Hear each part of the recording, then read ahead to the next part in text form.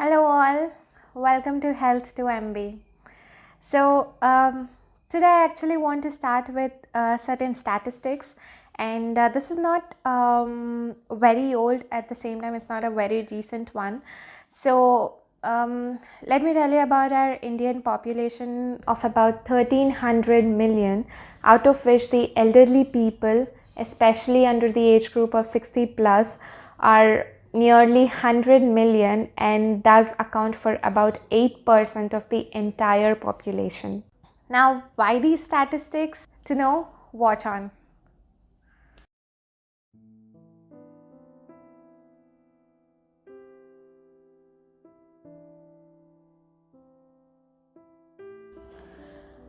So, about 1/4 of the elderly people, the percentage that I've just shared with you, that is 25% of them, are abandoned by their children and they're victims of elderly abuse. A survey was conducted on this, and do you know what kind of abuse they experienced? Let me just put it out to you, actually, in percent.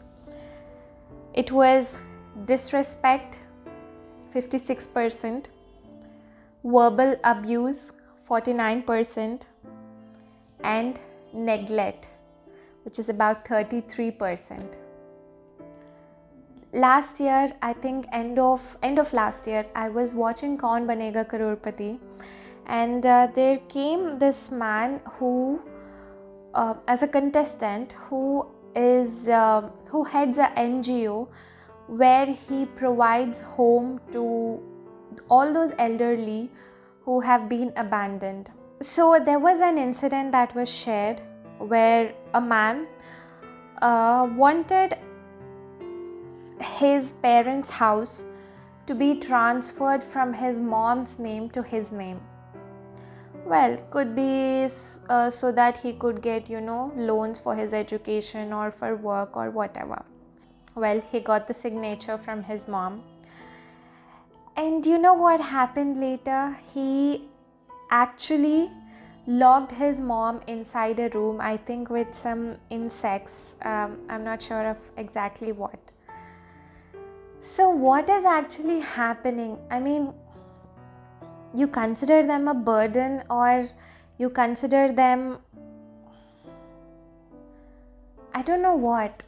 I just want to share with you, like, few months back, while I was working, my parents called me at least 3 times a day, and yeah, I talked to them. So yeah, a few months back, I came to know through my dad that my mom had severe pain in her left arm. So, and I was like, I was talking to her every day. I never noticed neither her pain nor anything, and she hasn't told me anything. So she actually thought that, I also have a sister. She thought we are already, so much busy with our work. She didn't want to, add on to it. So what is so she had actually gone through that pain for about 3-4 days, and then she went to doctor, she got medicated or whatever. Now even later, she hasn't told it herself, but it is through dad that we found out. And this is how parents are. They don't tell us their problems. They might, but after they're solved, and we just assume that everything is fine with them. I then just wondered, because even if I have a small headache, or maybe I was cutting vegetables and then I cut my finger like very tiny, I literally, I'm like gone, like I'm like, no, I can't bear this pain and all. And I see tears in my mom's eyes. I see so much pain in her, more than what I go through. And she tries her best to make us normal, make our health back to normal or whatever. And what are we doing to our parents? Now, most of us are actually either not living with our parents because of our studies or for our work, or we are married and we are with our spouse and our own family. But if you are staying away, please remember that there is someone back home waiting for your call, waiting to know how you are, not to tell you their stories, but they're waiting to hear your voice, to know that everything is fine with you, because that is their happiness. And if you are staying with them and still, you don't give them that time, just think of it once. You imagine yourself in their shoes. Our population is growing. I shared you the statistics. It's not going to be constant. It will increase. And we will also one day fall into that elderly percentage that I mentioned. So we are definitely going to be parents someday or the other. And I think it's not that difficult to imagine us in their shoes. I actually believe in karma. What we give, we get. So let us take a moment. Let us realize the importance of our parents in our lives and respect their words.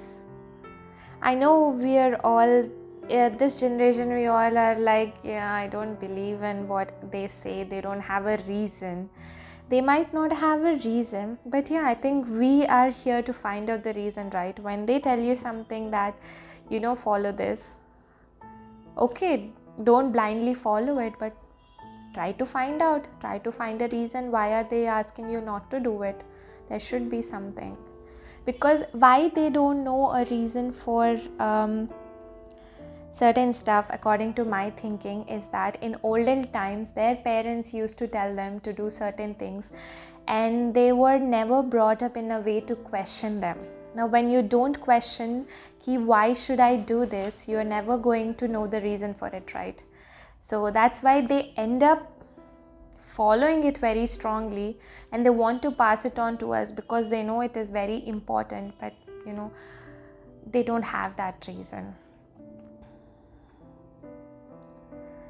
And no matter what profession we are, how well educated we are ahead of our parents, value their words always.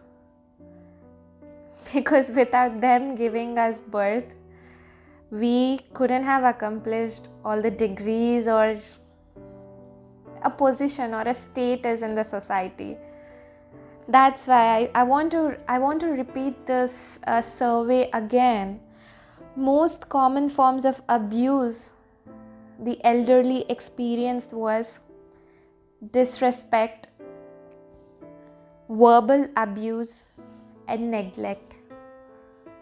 Disrespect stands the highest, 56%, and verbal abuse is the next.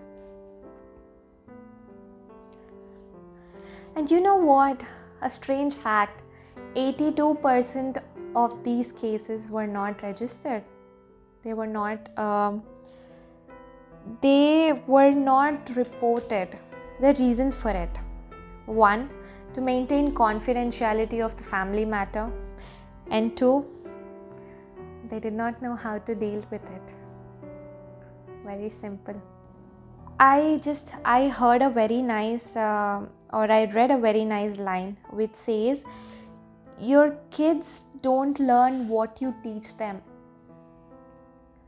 They learn from you, from what you are. So no matter if we are rude to other people, if we are rude to our parents and we say good words to our kids, don't be happy that our kids will learn all those good things we teach. They learn what they observe.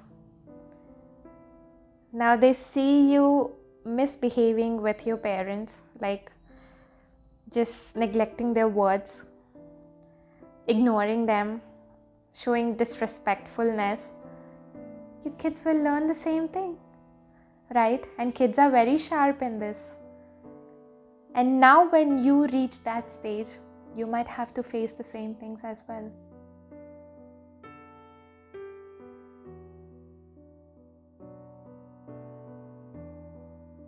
Actually, on a happier note, there is 75% of the elderly people who are not abandoned by their children. They are living with their family, and I suppose they are happy because like mentioned, I mean, if there is some argument at home, like if we argue with our parents and it could hurt them very deeply, but they won't go complaining about it, right? And nor will they, I think they will feel for a few days and they will then later forget, because they have this mindset of, okay, it's my children, it's fine, and they forget. They're not going to file a lodge a complaint against you. That's why maybe most of the cases are not reported or registered.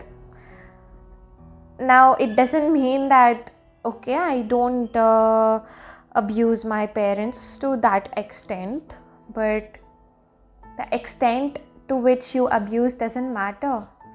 Even a minute thing matters a lot.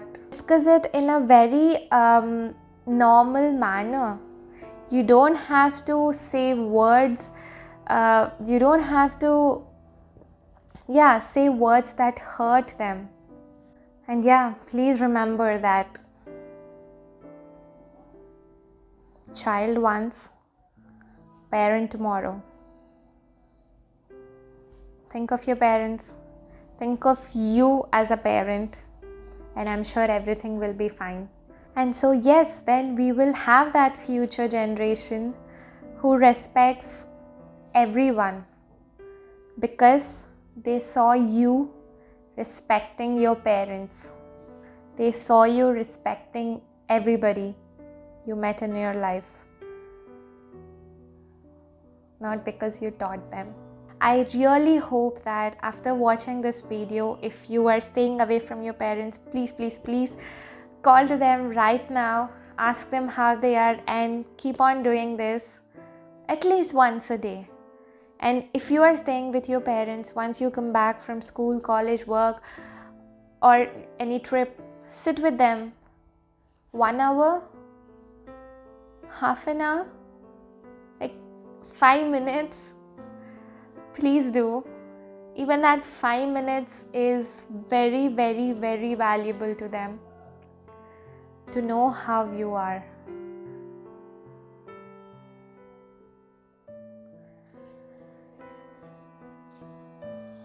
So just wanted to share this, just wanted to talk on this, because I'm actually leaving to US, and I'll probably meet my parents after a year or so. And I mean, if we can't keep them happy, it's fine, but let's just not hurt them with our words or with our doings. Just restore their respect, restore the love, give them everything that we have given us. And that's what I wanted to share. You can share me your views in the comment section below, and if you want to share anything personal, you can also mail me, you can message on Facebook, and we'll be very happy to hear from you all. So until then, live your life.